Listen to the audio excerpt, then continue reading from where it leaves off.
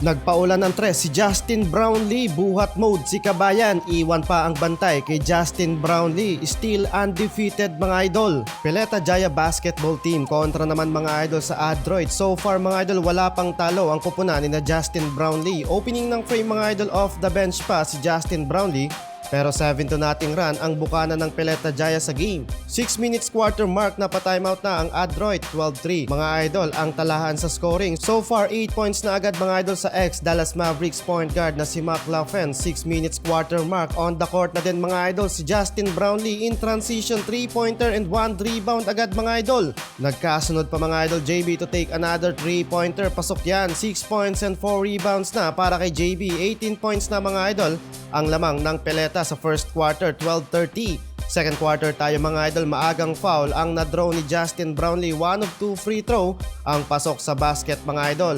Samantalang nabitin sa lakas ang bola, ayaw pumasok sa basket, foul counted sana yon mga idol. 7 minutes ng quarter mark, back to bench na si JB. 8 minutes and 23 seconds so far ang playing time. Sinulit ng Adroit na wala sa court si Justin Brownlee at nakapag-miniran pa para may baba sa 16 points ang inahabol sa game.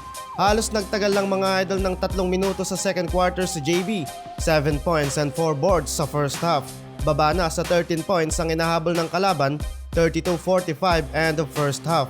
Second half tayo mga idol, easy 2 points layup si JB sa opening ng frame. Iba talaga mga idol ang impact ni JB sa team. So far, best playmaker ng Peleta Jaya si Justin Brownlee. Eto mga idol, JB dribble drive offense, iwan pa ang bantay and another easy layup para kay Kabayan. Back-to-back puntos para kay JB, 13 points na sa game. 9 points na lang mga idol ang lead na JB, 48-57 end of third quarter. Fourth quarter tayo mga idol, dominante palalo si Justin Brownlee. Magkakasnod na puntos ang kinana ni Kabayan para may taas pa ang kalamangan sa game. Lumobo palalo mga idol ang lamang ng Peleta Jaya sa 23 puntos. Pero sa dulo mga idol, panalo na naman ang team ni na Justin Brownlee sa score na 64-82. Still undefeated mga idol, JB with 18 points, 6 rebounds and 1 steal.